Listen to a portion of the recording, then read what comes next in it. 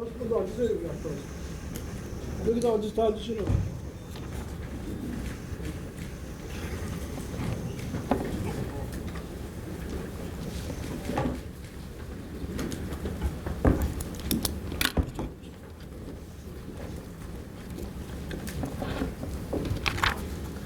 존경하는 국민 여러분, 국민의힘 원내대표 권성동입니다. 오늘 더불어민주당은 의원총회를 열어 한덕수 대통령 권한대행에 대한 탄핵 소추안을 발의하기로 했습니다. 지난 15일 이재명 대표는 너무 많은 탄핵은 국정 혼선을 초래한다면서 권한대행에 대해 탄핵을 하지 않기로 국민 앞에서 약속했습니다. 아울러 정부와 국회가 함께하는 국정안정협의체 구상도 제시했습니다. 그런데 이런 약속을 한 지 열흘도 지나지 않아 완전히 뒤집어버리고 다시 탄핵안을 남발하고 있습니다. 민주당에게 묻겠습니다. 열흘 전 국정안정을 위해 협력하겠다는 약속은 도대체 무엇입니까? 정부와 여당 그리고 국민을 기만하는 보이스피싱이었습니까? 더구나 민주당은 국정안정을 위한 여야정 협의체에 참여하기로 하였습니다. 즉 민주당 스스로 한덕수 권한대행을 국정안정의 파트너로 인정한 것입니다. 그런데 갑자기 말을 바꾸어 탄핵하겠다고 합니다. 이런 자아분열적 행태를 도대체 어떻게 변명하시겠습니까? 민주당의 권한대행 탄핵안은 헌법마저 무시하는 입법 독재의 절정입니다. 헌법에서 보장하는 권한대행의 제2요구권 행사기한이 1월 1일까지인데 민주당 멋대로 12월 24일이라는 날짜를 못 받고 민주당의 뜻에 따르지 않는다고 탄핵까지 하겠다는 것은 이제는 170석의 의석으로 헌법 위에 군림하겠다는 것입니다. 대통령 권한대행은 대통령에 준하는 지위이므로 탄핵을 위해서는 대통령에 대한 탄핵 요건과 동일해야 합니다. 따라서 탄핵안에 대하여 국회에서 2분의 1 이상의 찬성이 있다고 하더라도 이는 명백한 헌법 위반이므로 한덕수 권한대행은 지금과 똑같이 국가와 국민을 위해 직무를 변함없이 수행해야 합니다.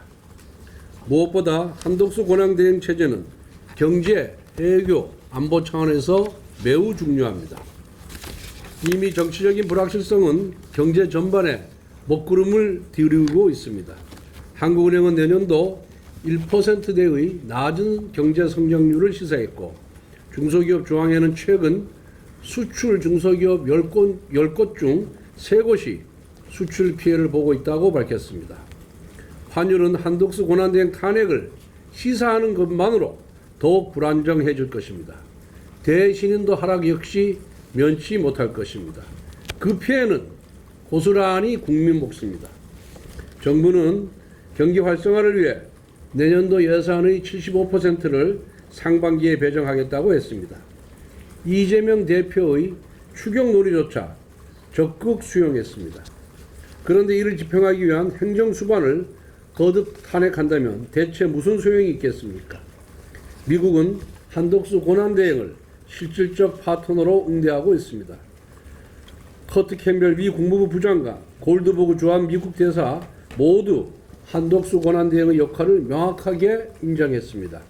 그리고 오늘 한미 양국은 외교 안보 일정을 재개하기로 했습니다. 이러한 시점에서 한덕수 권한대행을 탄핵한다면 이는 단순한 국무위원 탄핵을 넘어선 한미 동맹을 훼손하는 외교 안보적 자해가 될 것입니다. 그리고 이재명 대표는 지난 2017년 대선 후보 경선에서 주한미군 철수도 각오해야 한다고 주장한 바가 있습니다. 그리고 2021년에는 해방 전후의 미군에 대해서 점령군이라는 표현까지 불사했습니다. 이처럼 대외 인식이 편향적이고 극단적인 야당 대표가 미국이 인정한 외교 파트너인 한덕수 대행 체제를 와해시킨다면 우리 국민과 미국 정부 그리고 국제사회는 깊은 의구심을 보낼 수밖에 없을 것입니다. 이번에 권한대행을 탄핵시킨다면 이후 민주당은 경제부총리, 교육부총리 등 차기 권한대행이 있는 국무위원을 겁박하고 그 겁박을 들어주지 않으면 차례차례 탄핵시킬 것입니다. 실제로 민주당 원내대변인은 장관 5명을 탄핵시키면 국무회의 의결을 못한다면서 국무위원 동시 탄핵 가능성까지 시사했습니다. 국정 마비를 넘어서 국정 초토화를 노골적으로 선언한 것입니다. 그리고 민주당이 이처럼 탄핵을 서두르는 이유는 단 한 가지입니다. 바로 이재명 대통령 만들기 때문입니다.